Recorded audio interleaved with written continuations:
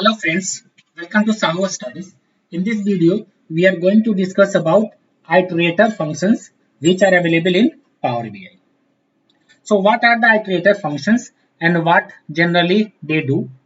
So iterator function allow you to loop through the same expression on every row of a table in order to evaluate a single scalar value, that is mean, max, average, or are derived a new table.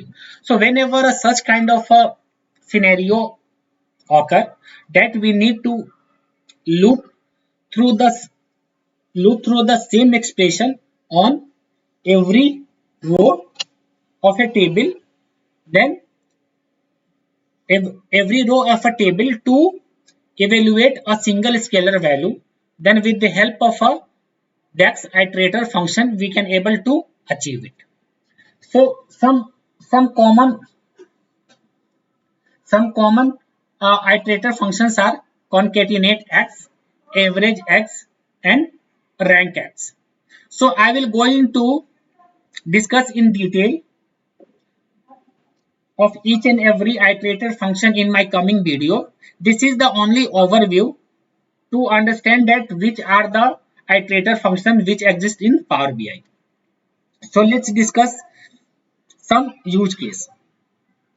Aggregating the column into a single value, that is average of customer age, max product price, count, order, etc. So whenever there is a requirement that we want to do a aggregating a column into a single value, then with the help of a concatenate or iterator function, we can able to do it.